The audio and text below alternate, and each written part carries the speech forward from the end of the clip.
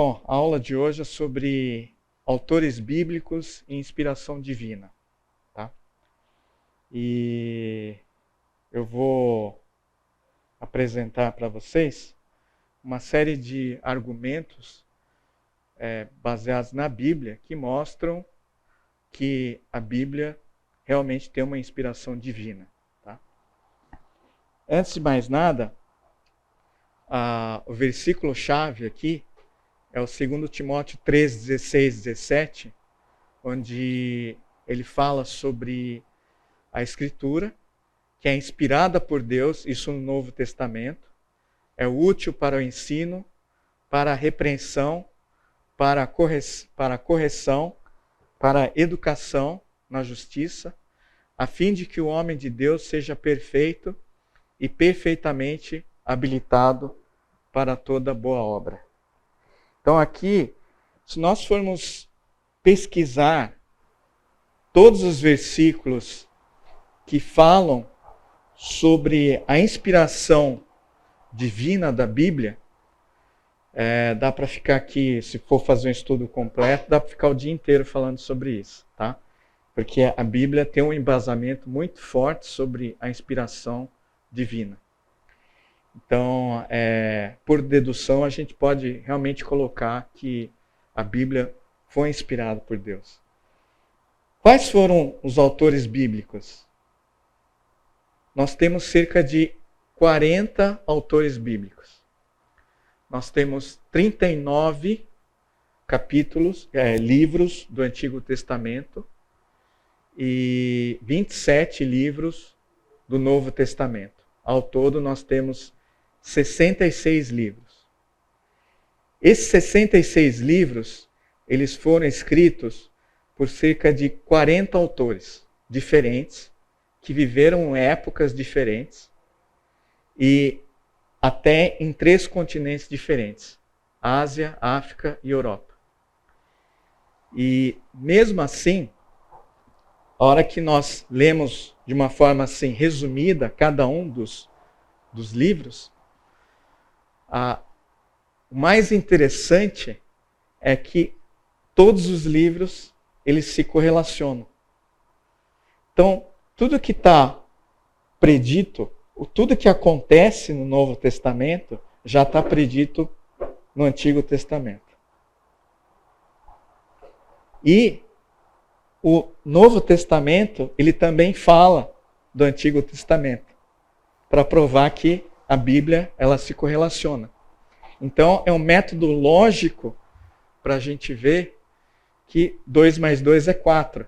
Então, a Bíblia é extremamente lógica. Então, as pessoas que falam que a Bíblia, se você for do ponto de vista lógico, ela não tem nenhuma correlação, é o contrário.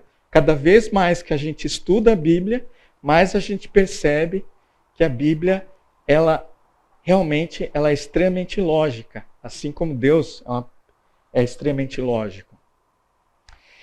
Então, a Bíblia, o início dela, ela começa com Moisés, mais ou menos 1554, 1513 a.C., e a Bíblia termina no século I depois de Cristo. Então, ao todo, foram mais ou menos 1.600 anos para que a Bíblia fosse inteiramente escrita. Então, aqui nós temos todos os livros. Então, nós temos Moisés. Moisés escreveu o Pentateuco, tá? Que é os 5 primeiros, né? Gênesis, Êxodo, Levítico, Números e Deuteronômio. Uma parte do Deuteronômio, o último capítulo, é atribuído a um outro autor, porque ele já tinha morrido nessa época. Tá? Provavelmente a Josué, que terminou de escrever o último capítulo. Juízes foi Samuel. Então, desde Gênesis até Juízes, já se passaram 400 anos. 1 Samuel e 2 Samuel foi Samuel, Gad, Natã, no 2 Samuel. Já se passaram 500 anos.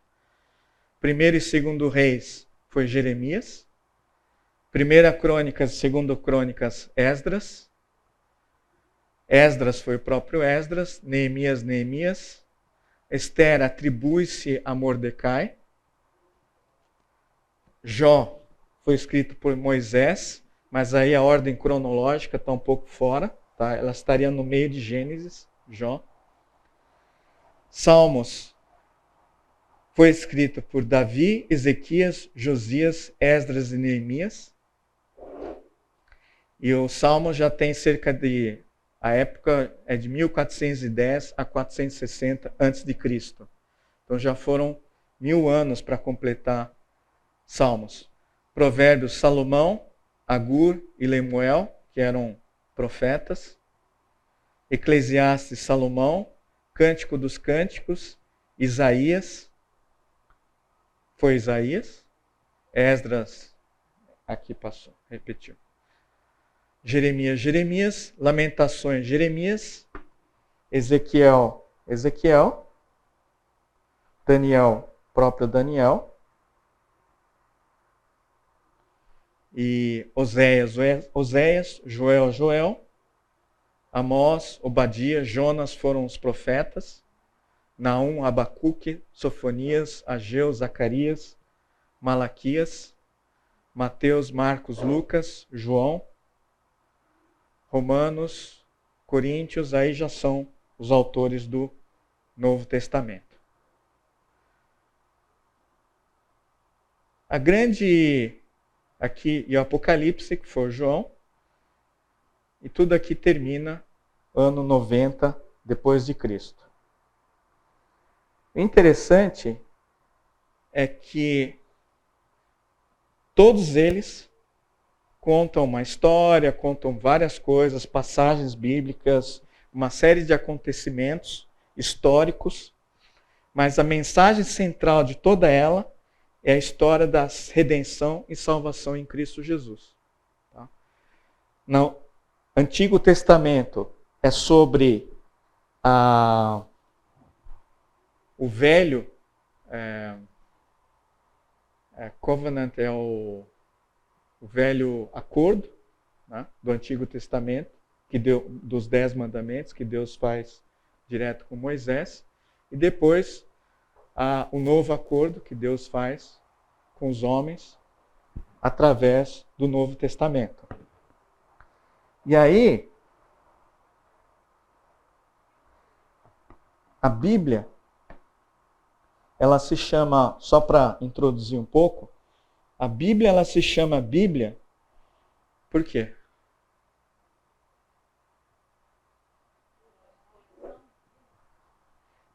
A Bíblia, ela vem da sua origem, né? Ela é uma coleção de livros, mas depois foi adotado como sendo um livro só, já que todos eles falam a mesma história, que é a história da salvação e da redenção. Então imaginem, 66 livros com 40 autores diferentes, vivendo em épocas diferentes, durante 1.600 anos, em regiões diferentes. Ninguém se conhecia muito bem, eles não eram amigos, não eram conterrâneos. Eles não se encontraram no restaurante e falaram, não, vamos escrever a Bíblia. E levaram 2 anos para escrever. Se fosse assim, seria fácil. Mas não, eles não se conheciam, em regiões diferentes. Eles escreveram a mesma história, que se junta toda. Todas elas se encaixam, do Antigo ao Novo Testamento. De Gênesis a Apocalipse. Então isso é extremamente incrível. Então isso mostra a inspiração divina. Deus é o autor. Como ele é o autor, ele sabe o que ele vai escrever. Então por isso que ele escreve, consegue escrever como se fosse um único autor, que escreveu todos os livros, mas apenas utilizou os humanos, as pessoas, para transmitir a ideia dele. É lógico, Deus poderia ter feito, não, pum, cai um livro lá, está completo. Ele tem esse poder, mas aí não teria graça, né? Eu não teria toda a história para contar, seria muito fácil. Então, a Bíblia, ela no grego, que é a principal Bíblia que foi utilizada, que chama Septuaginta. Então, a Septuaginta é uma Bíblia escrita em grego, por causa dos judeus que viviam no Egito. E eles só falavam grego. Então traduziram uma Bíblia para o grego, e essa Bíblia foi sendo mantida ao longo do tempo em grego, e é a versão mais antiga da Bíblia que existiu, né? Até antes dos manuscritos do Mar Morto. Só que essa Bíblia data de a mais antiga versão, ano 300 a.C. A Bíblia começou a ser escrita lá em 1500 a.C. Demorou uns 1.200 anos. Essa é a versão mais antiga que existe, 300 a.C., que chama Septuaginta. E ela é extremamente fiel. Como é que se sabe? O Velho Testamento. Mas como é que sabe que ela é fiel? Então, ela foi comparada com a versão hebraica. A versão hebraica é chamada massotérica. Massotérica é um povo de Massotero, que vivia na região de Tibérias, em Israel. E eles eram extremamente minuciosos na transmissão da Bíblia, de forma escrita. A Bíblia teve uma versão oral, que era chamada de Torá oral, mas, como versão oral podem ocorrer falhas, e os judeus já sabiam disso, então eles se tomaram o cuidado de fazer a transmissão escrita também dela. Então, esse povo, que é o massotérico, eles fizeram uma transmissão extremamente fiel ao longo de séculos. Mas a versão mais antiga, massotérica, que é escrita em hebreu, data de 500 a.C. 500 depois de Cristo. Então, ela já tinha o Novo Testamento também. Então, comparado a uma versão hebraica, mas só que a versão hebraica é 800 anos depois, que tem a mais antiga, que foi disponível. Então, elas eram semelhantes. Aí veio a descoberta dos papiros e dos rolos do Mar Morto, né? Isso foi descoberto na década de 50, 60. Os rolos do Mar Morto, elas foram descobertas de uma forma extremamente assim, casual. Não sei se conhecem a história.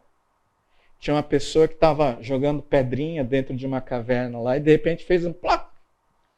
Aí ele achou estranho, um barulho no oco. Foi lá ver, tinha um jarro lá dentro. Aí ele foi dentro do jarro, tinham vários papiros.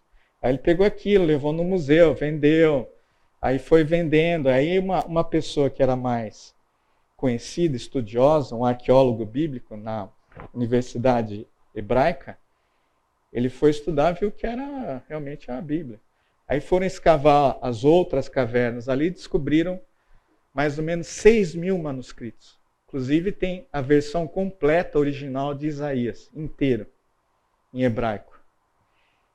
E a versão mais antiga dos manuscritos do Mar Morto data de 300 a.C., que é mais ou menos equivalente à Septuaginta. Então, comparando, elas são extremamente fiéis também. Então, ali na Alexandria, no Egito, do outro lado do Mar Mediterrâneo, e duas versões ali na região de Israel, e que também todas elas são também extremamente fiéis. São pessoas diferentes que faziam a transmissão escrita. Então, isso também prova que como é que isso foi possível? Né? Como que consegue? Porque assim, a pessoa vai passar, ela vai... tem alguns erros gramaticais, né? Mas ela pode omitir alguma coisa por causa de, sei lá, política, economia, alguma coisa ficou bravo com Deus e falou, não, vou omitir esse capítulo inteiro. Não quero mais saber, vou cortar Gênesis inteiro. Mas não, todos eles são exatamente iguais, são extremamente fidedignos. Então, assim, não é por capacidade humana nem nada, é Deus trabalhando para que realmente a Bíblia chegasse até nós. Tá? Do ponto de vista arqueológico, então existem várias descobertas bíblicas, arqueológicas, existem arqueólogos bíblicos, um deles é o William Foucault, ele foi professor da Universidade Johns Hopkins, nos Estados Unidos, e ele fez uma série de pesquisas, ele foi nessas escavações, ajudou a descobrir esses rolos do Mar Morto. Então, assim, ele andou toda essa região e existe uma certa comprovação de que Abraão saiu de Ur e foi para Canaã. No ano ali de 1600 a.C. E o trajeto entre Ur e Canaã são 2.000 quilômetros no deserto. Esses 2.000 quilômetros, eu fui ver aqui o que seria mais ou menos para nós, dá mais ou menos São Paulo a Sergipe, que dá 2.100 quilômetros, a pé. É uma distância boa. Né? E levou tudo embora, né? Foi com a família, todos os bens, foi tudo para lá, 2.000 quilômetros. Então, assim, ele foi, por quê? Em obediência a Deus. Então, essa é a região que ele foi. Né? E aí,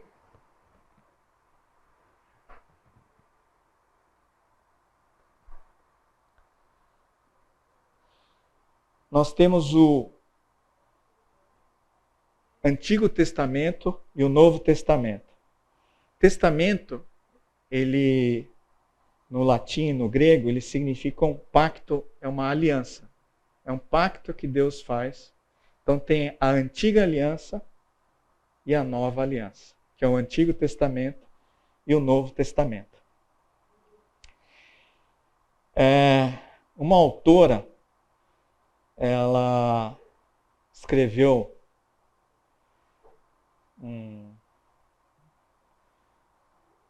alguns versos sobre a comparação entre o Novo e o Antigo Testamento, que são bem interessantes. Ela coloca, é a Henrietta C. Mears, no livro Estudo Panorâmico da Bíblia, da editora Vida. Ela coloca que o Novo Testamento está contido no Antigo Testamento. E o Antigo Testamento está explicado no Novo. Que através do Novo a gente consegue entender todas as profecias que o Antigo Testamento coloca. O Novo Testamento está latente no Antigo. Então, quando a gente lê o Antigo Testamento e vê as profecias sobre Jesus, sobre a salvação, a gente vê no Antigo Testamento que o Novo está lá. A hora que a gente lê todos juntos depois. E o Antigo, ele está patente no Novo, porque existem inúmeras referências do Antigo Testamento no Novo Testamento. Se a gente falar uma prova de que a Bíblia ela foi orientada por... Aí tem 3 teorias sobre como que Deus orientou, tá? Isso não é o cerne da aula. Mas se a gente digitar Deus falou e fazer uma pesquisa em toda a Bíblia, existem 3.609 versículos que colocam que Deus falou isso, Deus falou aquilo. Então é Deus falando ao longo de toda a Bíblia.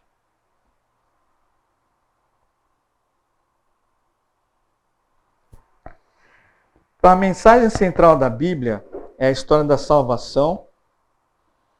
E, ao longo de ambos os testamentos, 3 vertentes nessa história em desenvolvimento podem ser distinguidas. Que é o portador da salvação, o caminho da salvação e os herdeiros da salvação, que somos nós.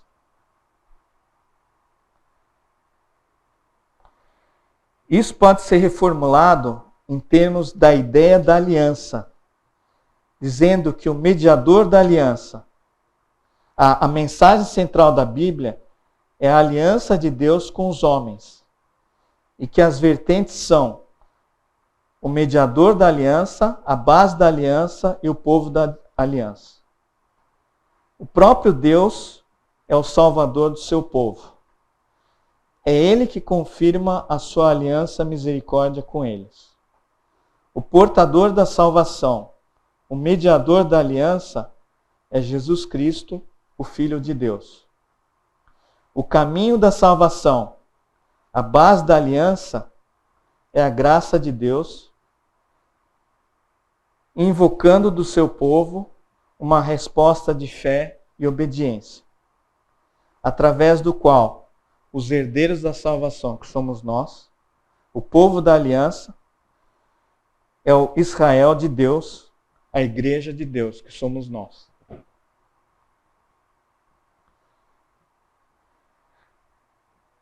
Em relação às evidências cronológicas da Bíblia, em relação a camelos, em relação ao cuidado dos clãs daquela época, de Abraão, isso tudo que está em Gênesis 30, 43, assim como os conflitos dos aldeões pelos poços, a confecção de altares em homenagem a Deus, tudo isso nessas expedições dos arqueólogos bíblicos fizeram, isso tudo eles encontram algumas evidências, não todas, mas tem evidências de que realmente isso existiu. E Jesus realmente existiu, essa personagem?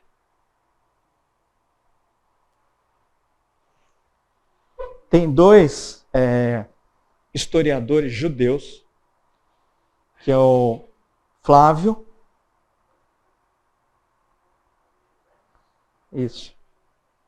e o Filo, de Alexandria. Um no Egito e outro em Israel.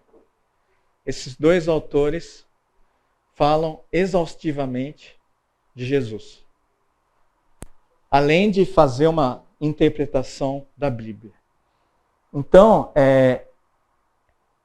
isso, através dos livros de história que eles colocaram, ele escreveu vários livros, existe uma evidência de que realmente Jesus existiu.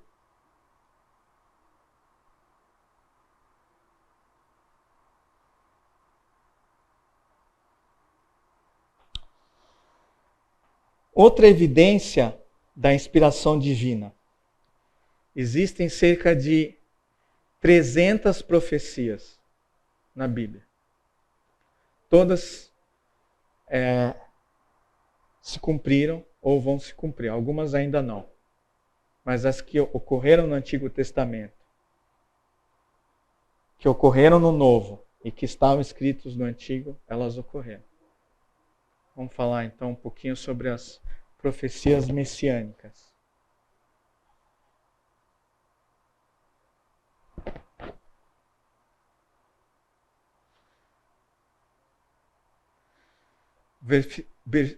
O versículo-chave das profecias messiânicas no Antigo Testamento é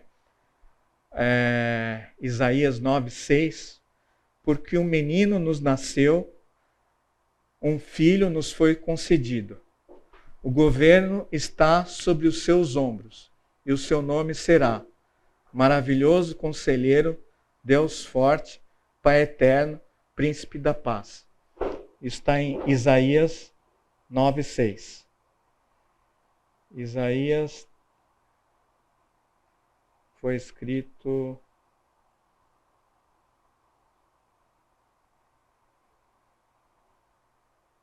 em 732 a.C.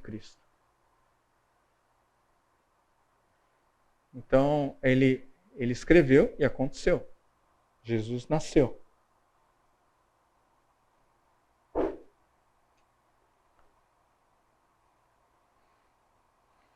Gênesis 3,15.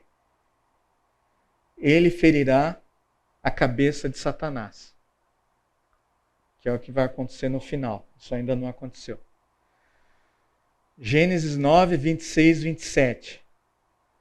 O Deus de Sem será o filho de Sem, que é da geração dele, que nasce Jesus. Gênesis 12, 3.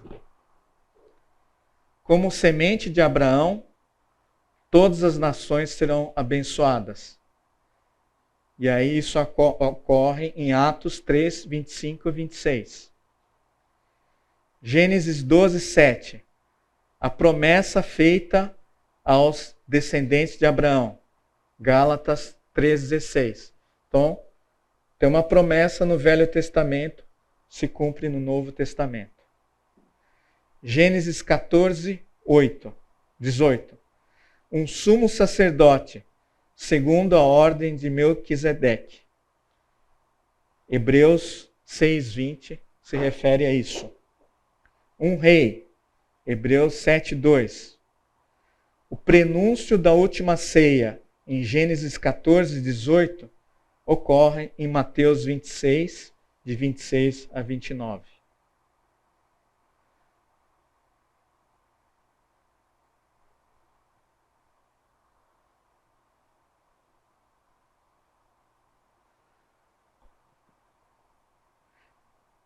O descendente de Isaac, Gênesis 17, 19, que se cumpre em Romanos 9, 7. Gênesis 22, 8, o Cordeiro de Deus prometido, que se cumpre em João 1, 29. Vamos ler esse versículo? Gênesis 22, 8. Respondeu Abraão: Deus mesmo há de prover o cordeiro para o holocausto, meu filho. E os dois continuaram a caminhar juntos. João 1, 29.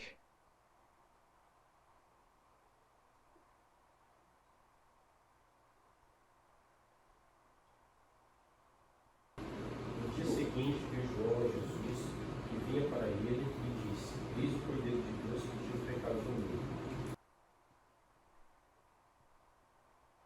E assim por diante. Temos vários aqui, tá?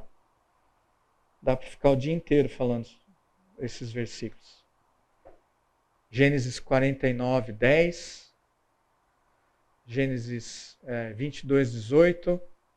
26, 2 a 5. Gênesis 40, 10. Gênesis 49, 10. Êxodo. Números. Deuteronômio. Interessante. Deuteronômio 23, 21, 23. Coloca. Está escrito: seu cadáver não passará toda a noite no badeiro, mas certamente o enterrarás no mesmo dia. Pois aquele que é pendurado foi amaldiçoado por Deus. Assim não contaminarás tua terra, que o Senhor teu Deus te dá como herança. Está em Deuteronômio 21, 23. Aí Gálatas 3, 13. Cristo nos resgatou da maldição, tornando-se maldição em nosso favor. Pois está escrito: maldito todo aquele que foi pendurado em um madeiro.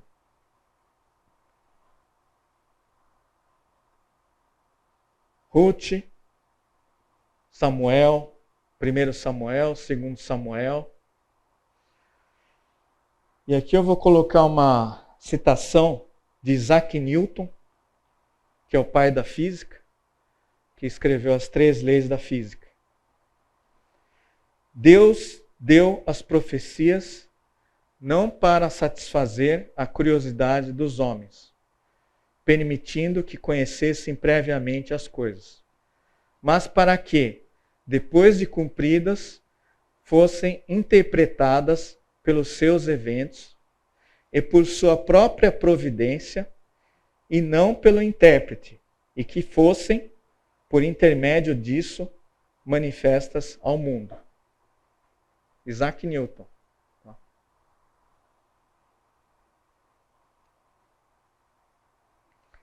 Salmo 41:9 coloca que até meu próprio amigo pessoal, em quem eu tanto confiava, com quem eu comia o pão, traiu-me, referindo-se a Judas.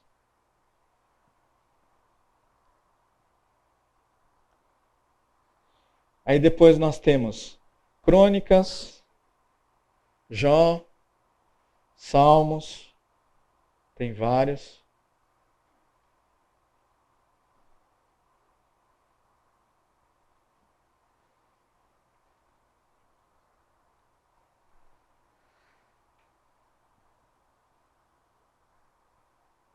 E um versículo também interessante, em 2 Pedro 1:21.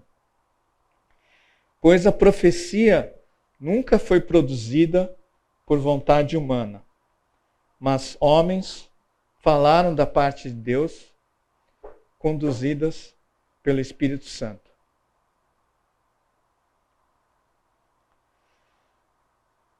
O teste de Deus em relação às profecias.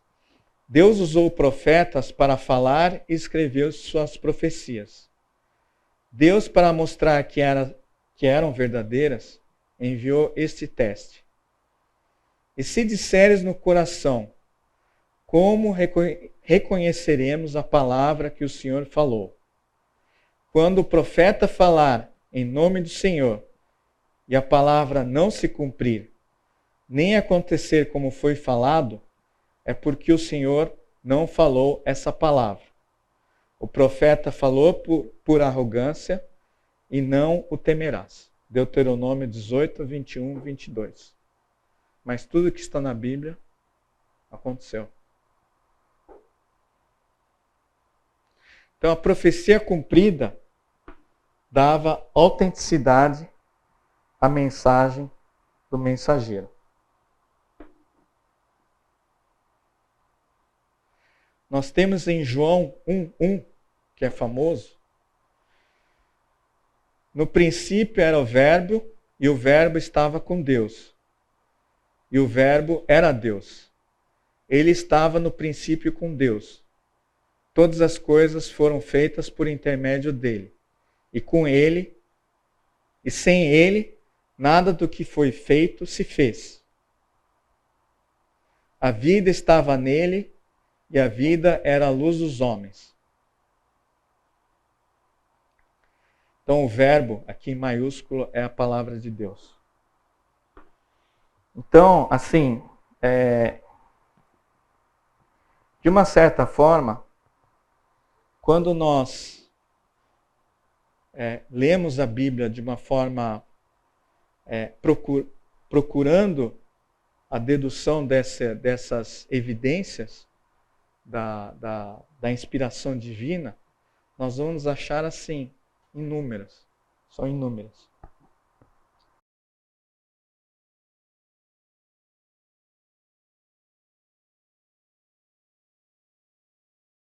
Então, nós estávamos falando sobre as evidências da inspiração divina.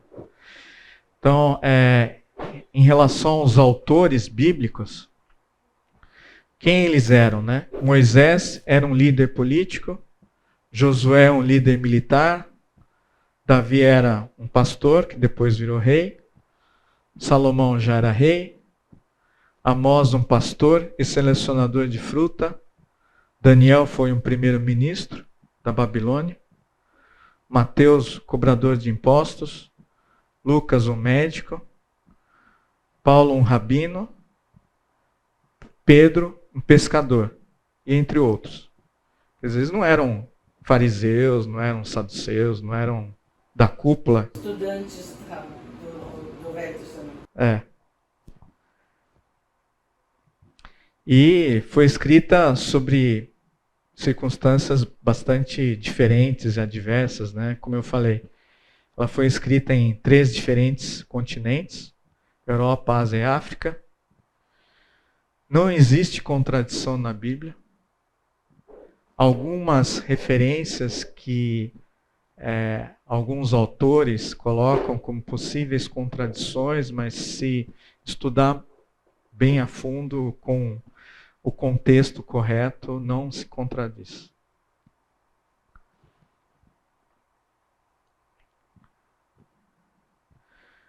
Isso não tem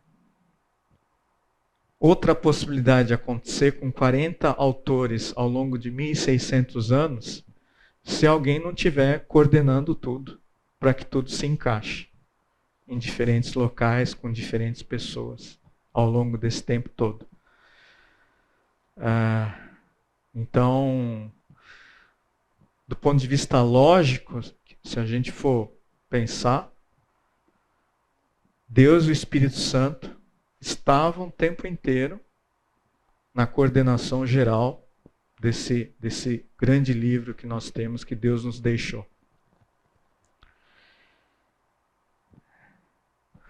Os escritos proféticos do Antigo Testamento não tiveram sua origem nos homens, mas em Deus, que agiu por meio de alguns homens chamados de profetas de Deus. Isso é um resumo de um estudo que está escrito num livro sobre teologia sistemática, da Norman Geisler, sobre introdução à teologia sistemática, a Bíblia, Deus e Criação. Editora Rio de Janeiro. Desde o dia em que Deus falara a Adão, que está em Gênesis 1, 28, até a época em que ordenara a Moisés escrever sua mensagem, Êxodo 17, 14, 9 homens receberam o encargo da transmissão oral. Adão, que ele viveu 930 anos, falou a Lameque, que viveu 777 anos, este a Noé, que viveu 950 anos, este a Abraão, viveu 175 anos, este a Isaac, viveu 180 anos, esse falou para Jacó, que viveu 147 anos, este a Coate, 133 anos, depois Arão, que viveu 137 anos, e depois Moisés, que viveu 120 anos. Apesar de toda essa longevidade desses patriarcas, foi o próprio Deus que milagrosamente assegurou a fidelidade da transmissão da sua palavra. Que isso, assim, do ponto de vista humano, é impossível. Se a gente falar, hoje choveu bastante, e fazer aquele telefone sem fio, no 10º já vai chegar, caiu o pato no meu quintal. Né? Já vai fazer outra totalmente diferente. E deu a Moisés, quando acabou de falar com ele no Monte Sinai, as 2 tábuas do testemunho, tábuas de pedra, escritos pelo dedo de Deus. Isso consta em Êxodo 31, 18, 32, 16, Deuteronômio 4, 13 e Deuteronômio 10, 4. Deus ordenou a Moisés que escrevesse num livro as orientações a seu sucessor Josué. Então disse o Senhor a Moisés, mais uma vez mostrando que o Senhor estava no controle de tudo que foi escrito. Escreve isto para a memória num livro e relata-o aos ouvidos de Josué. Então, escrito em Êxodo 17, 14. Moisés tornou-se dessa forma o primeiro escritor humano das Sagradas Escrituras. Aí, segundo Pedro 1, 19 a 21, a Bíblia coloca aqui, assim temos ainda mais firme a palavra dos profetas, e vocês farão bem se a ela prestarem atenção como a uma candeia que brilha em lugar escuro, até que o dia clareie e a estrela da alva nasça no coração de vocês. Antes de mais nada, saibam que nenhuma profecia da Escritura provém de interpretação pessoal, pois jamais a profecia teve origem na vontade humana. Mas os homens falaram da parte de Deus, impelidos pelo Espírito Santo. O sopro, o Espírito de Deus, no Antigo Testamento, denota a saída ativa do poder divino, seja na criação, as referências são Salmo 33, 6, Jó 33, 4, Gênesis 1, 2 e 2, versículo 7. Preservação, Jó 34, 14. Revelação para e através dos profetas, em Isaías 48, 16 e 61, 1. Miqueias 3, 8. Joel 2, 28. E regeneração, em Ezequias 36, 27. O julgamento, Isaías 30, versículos 28 e 33. Todos esses versículos que eu citei falam do sopro, o Espírito, ou sobre o Espírito de Deus no Antigo Testamento, nesses versículos. A mensagem da Bíblia, isso é um pequeno trecho da Confissão de Fé de Westminster. A Confissão de Fé de Westminster foi um pedido do rei Tiago I da Inglaterra, na Idade Média, em 1400. Ele pediu uma reunião de vários estudiosos sobre a Bíblia, para que eles fizessem uma tradução mais fiel possível à grega, à hebraica, para o inglês. Porque ele queria que a Inglaterra fosse cristã, fora do domínio da Igreja Católica.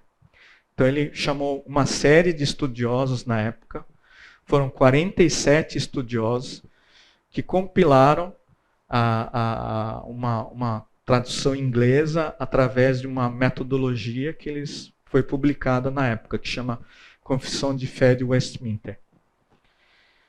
Então a mensagem da Bíblia é a mensagem de Deus ao homem, comunicada em muitos momentos e de várias maneiras, como escrita em Hebreus 1:1. E finalmente encarnada em Cristo. Assim, a autoridade da Santa Escritura, para a qual ela deve ser crida e obedecida, não depende do testemunho de qualquer homem ou igreja, mas inteiramente de Deus, que é a própria verdade, o autor dela. E, portanto, deve ser recebida, porque é a palavra de Deus. Então, Deus nos deixa um manual de como é que a gente funciona.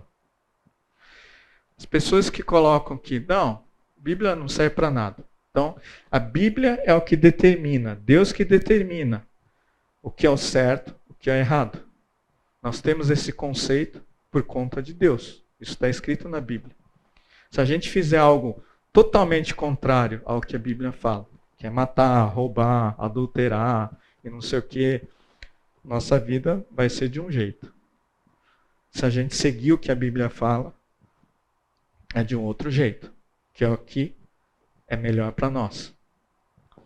Um autor, chama Bernard Run, que é um estudioso da Bíblia, ele colocou sobre o Antigo Testamento, comparando aos outros livros antigos, como a filosofia de Platão, Aristóteles, a Odisseia de Homero, que são livros tradicionais, né?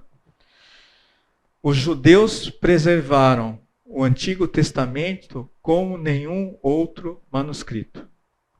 Eles mantiveram marcas em cada letra, sílaba, palavra e parágrafo. Havia classes especiais de homens em sua cultura, cuja única atividade deles era preservar e transmitir esses documentos com uma fidelidade praticamente perfeita. Eram escribas, advogados, maçoretas.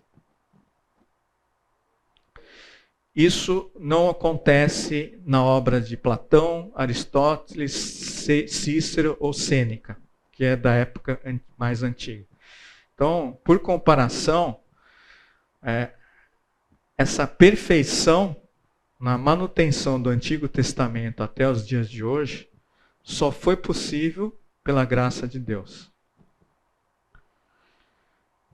Esse é um estudo que está escrito por Mark Water, no livro Enciclopédia de Fatos da Bíblia, da editora Agnus. Em Coríntios, 1 Coríntios 2,13, o apóstolo Paulo disse o seguinte: também falamos dessas coisas não com palavras ensinadas pela sabedoria humana, mas com palavras ensinadas pelo Espírito Santo, comparando coisas espirituais com espirituais. Paulo afirmou que o que ele escreveu foi-lhe concedido pelo Espírito Santo. Em 1 Coríntios 14:37, Paulo afirma: se alguém se considera profeta ou espiritual, reconheça que as coisas que vos escrevo são mandamentos do Senhor. Paulo declara que as palavras que escreveu foram mandamentos de Deus e não sabedoria humana. Em 1 Tessalonicenses 2,13, Paulo assim falou aos seus amigos em Tessalônica: por isso, nós também não deixamos de agradecer a Deus, pois quando ouvistes de nós a sua palavra, não a recebestes como palavra de homens, mas como palavra de Deus, como de fato é, a qual também atua em vós os que credes. Por esse versículo fica claro que Deus usou Paulo para transmitir as suas palavras aos seus leitores. Algumas outras evidências. Em Hebreus, o livro de Hebreus, ele tem que está no Novo Testamento, tem cerca de 102 referências ao Antigo Testamento.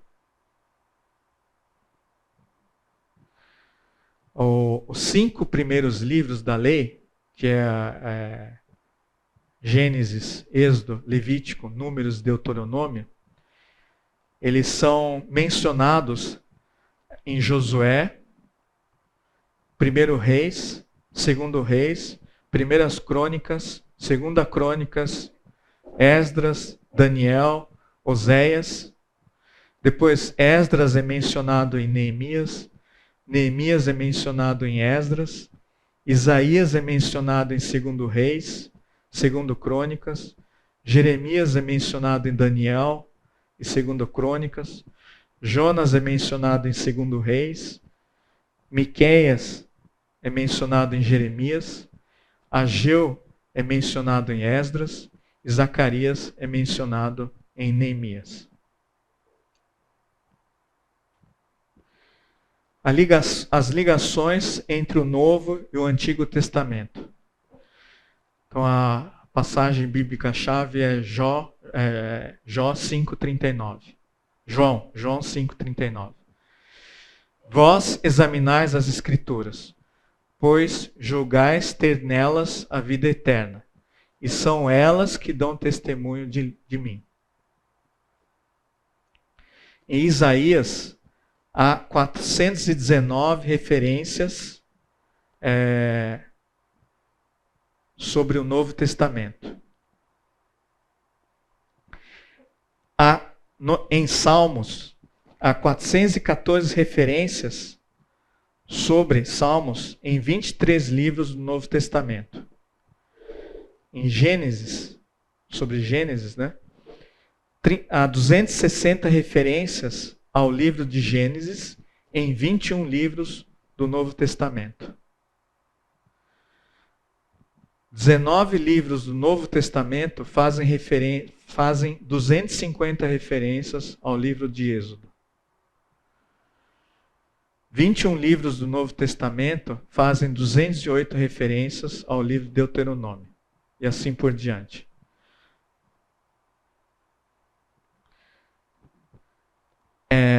Esse autor desse livro, ele descreve aqui uma ligação muito interessante entre o primeiro e o último capítulo. É o último livro, que é Gênesis e Apocalipse. Gênesis é o livro do começo e Apocalipse o livro do fim. Em Gênesis, a terra é criada, versículo 1. E no Apocalipse 21:1, a terra é destruída. Em Gênesis temos a primeira rebelião de Satanás. Em Apocalipse 23, 7 e 10, nós temos a última rebelião de Satanás. Em Gênesis, sol, lua e estrelas para governar a terra. Em Apocalipse, sol, lua e estrelas conectados com o julgamento da terra. Em Gênesis, sol para governar o dia. Em Apocalipse, não há necessidade de sol. Em Gênesis, escuridão é chamada de noite. Em Apocalipse, não haverá mais noite. Em Gênesis, as águas são chamadas de mares. Em Apocalipse, o mar já não existe. Em Gênesis, um rio para abençoar a terra. Em Apocalipse, um rio para a nova terra. Em Gênesis, homem à imagem de Deus. Em Apocalipse, homem dirigido por alguém à imagem de Satanás. Em Gênesis, nós temos a entrada do pecado. Em Apocalipse, o desenvolvimento e fim do pecado. Em Gênesis, a maldição é proferida. Em Apocalipse, ali jamais haverá maldição. Em Gênesis, temos a entrada da morte. Em Apocalipse, não haverá mais mortes. Em Gênesis, nós temos os querubins mencionados pela primeira vez em relação com o homem. Em Apocalipse, querubins mencionados pela última vez em relação com o homem. Em Gênesis, o homem é expulso do Éden. Em Apocalipse, o homem é restaurado. Em Gênesis, a árvore da vida é guardada. Em Apocalipse, o direito à árvore da vida é restaurado. Em Gênesis, há a entrada da dor e do sofrimento. Apocalipse 21:4, não haverá mais dor. Em Gênesis 4, é mencionado o uso de recursos como religião, arte e ciência para o prazer, sem considerar Deus. Em Apocalipse 18, religião, luxúria, arte e ciência, em sua plena glória, são julgadas e destruídas por Deus. Em Gênesis, Nimrod, grande rebelde rei, além de opositor oculto de Deus e fundador da Babilônia, é citado. E em Apocalipse faz-se uma referência a esse mesmo Nimrod como a besta, a grande rebelde, um rei e professa opositor que quer restaurar a Babilônia. Em Gênesis existe o dilúvio divino para destruir a geração má. E em Apocalipse há o dilúvio de Satanás para tentar destruir a geração eleita. Em Gênesis, o arco-íris é sinal da aliança de Deus com a terra. E esse mesmo arco-íris, em Apocalipse, indica a lembrança de Deus de sua aliança com a terra. Sodoma e Egito são lugares de corrupção e tentação em Gênesis, mas em Apocalipse ele restaura Sodoma e Egito, representando espiritualmente Jerusalém. E assim existe uma série de correlações, como o casamento do primeiro Adão, o casamento do último Adão, a noiva para Abraão, a noiva preparada e levada ao filho de Abraão.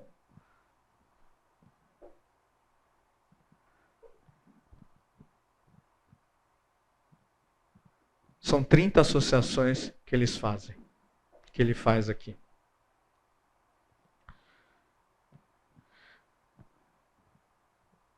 Apocalipse tem material de 32 livros do Antigo Testamento. Lucas usa o material de 31 livros do Antigo Testamento. João usa 26 livros do Antigo Testamento. Atos se refere a 25 livros do Antigo Testamento como material para escrever, Paulo usou, né, para escrever Atos.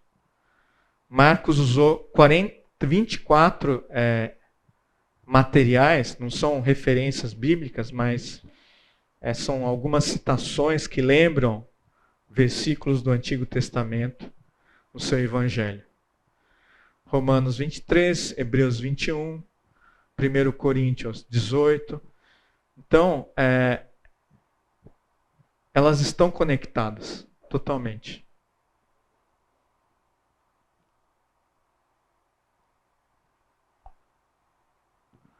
Quer fazer alguma pergunta? Não?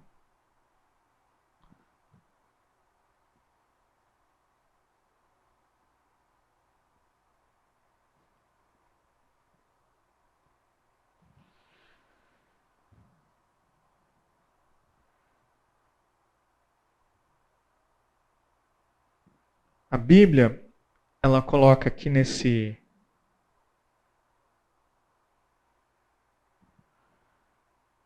comentário sobre o Salmo 119, 11. Guardei a tua palavra no meu coração para não pecar contra ti. À medida que a palavra do rei está presente no coração, há força contra o pecado.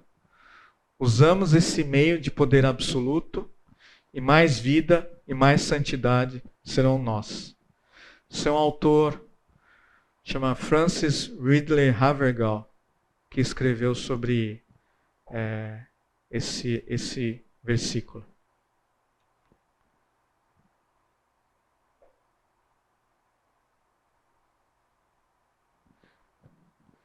Então, quanto mais nós lemos e estudamos a Bíblia, mais nós vamos conhecendo a vontade de Deus para as nossas vidas, mais nós vamos nos familiarizando com o Senhor Deus, com Jesus Cristo. E cada vez que nós lemos a Bíblia, cada lida que a gente fala, mas eu já li a Bíblia uma vez. Segunda vez que você lê a Bíblia de novo, inteira, você vê com outros olhos. Na terceira é diferente, na quarta é diferente, na quinta é diferente. Então, à medida que nós lemos a Bíblia, é como se nós fôssemos ficando cada vez mais íntimos de Deus. E isso nos ajuda a compreender realmente essa lógica de Deus. Porque Deus é extremamente lógico, muito mais lógico que a gente. E a Bíblia é toda interconectada. Então, assim, por dedução, não tem como afirmar que não existe inspiração divina na Escritura. Não tem como. Se quiser, tudo bem. Mas, então prova assim tá. Você vai ter que chamar Deus para vir falar aqui. Isso não vai acontecer. Deus já deixou a Bíblia para nós com esse intuito. Já foi dado o recado. Né? Agora, quem não quer, não tem jeito. Mas, à medida que você vai lendo, você vai vendo essa correlação que existe. Olha aqui, Salmo 119, 97. Como amo a tua lei, ela é minha meditação o dia todo. Vigie seus pensamentos, porque eles se tornarão palavras. Vigie suas palavras, porque elas se tornarão atos. Vigie seus atos, porque eles se tornarão seus hábitos. Vigie seus hábitos, porque eles se tornarão seu caráter. Vigie seu caráter, porque ele será o seu destino. Se há alguma verdade no ditado, você é aquilo que come, ainda mais verdade no ditado: você é e está se tornando aquilo que pensa. Por isso a importância de estudarmos a Bíblia. Porque quanto mais nós estudamos a Bíblia, mais lemos a Bíblia, nós vamos nos tornando aquilo que Deus pensa, nós vamos assimilando também. Para preparar essa aula, eu li bastante, né? Aí, nessa revisão que eu fiz, falei, puxa vida, como a Bíblia é extremamente lógica.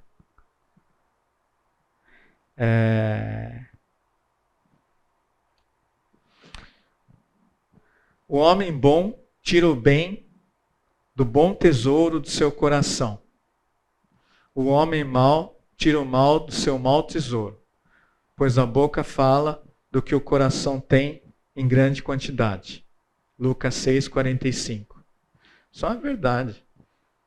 Se nós nos enchermos da palavra de Deus, é isso que vai sair da gente.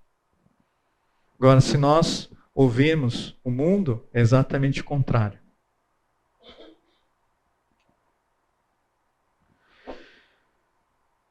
Para finalizar,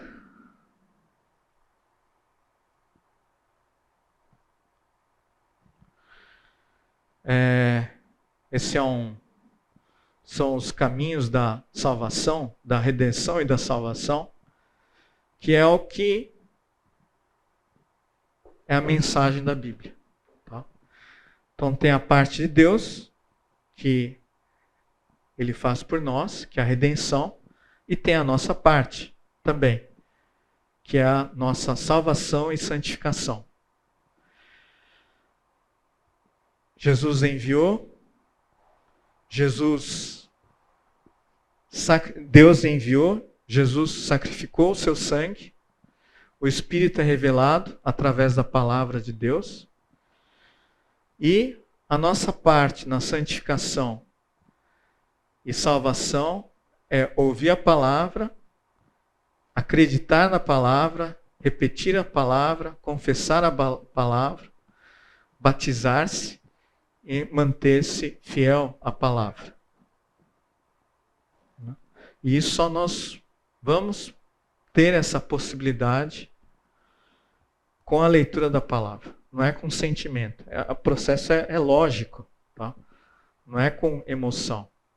Tem emoção nisso, claro.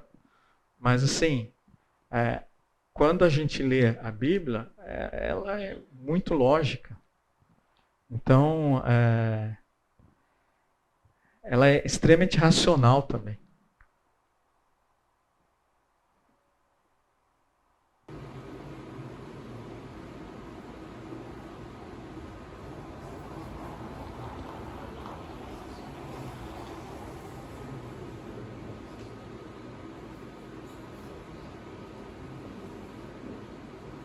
Vamos orar?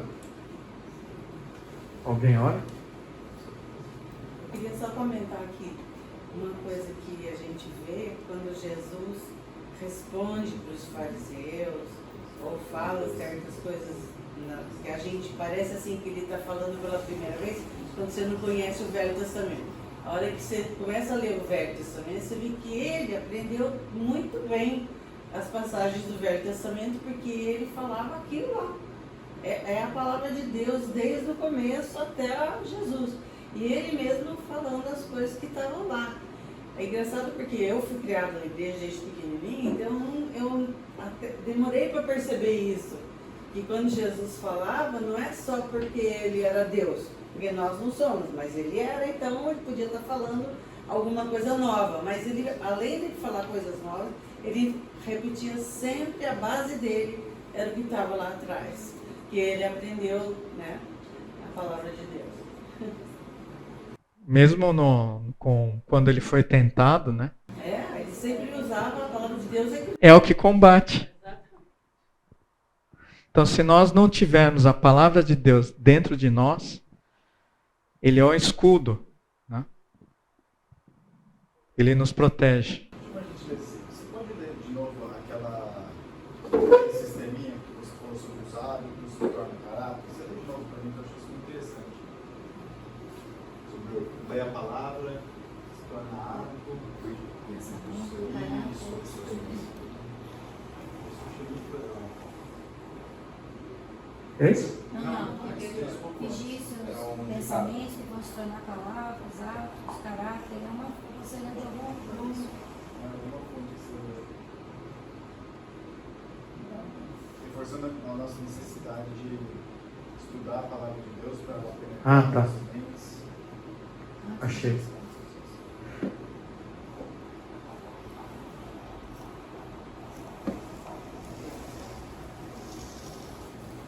Então referente à meditação na Bíblia, tá? Então, como amo a tua lei, ela é minha meditação o dia todo. Referente a Salmo 119, 97. Mantenha-me acordar nas vigílias de noite para meditar na tua palavra. Salmo 119, 148. Vigie seus pensamentos, porque eles se tornarão palavras. Vigie suas palavras, porque elas se tornarão atos. Vigie seus atos, porque eles se tornarão seus hábitos. Vigie seus hábitos, porque eles se tornarão seu caráter. Vigie seu caráter, porque ele será seu destino.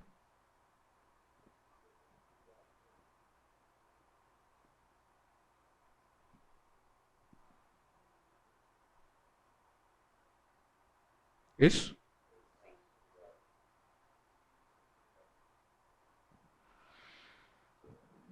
Vamos orar?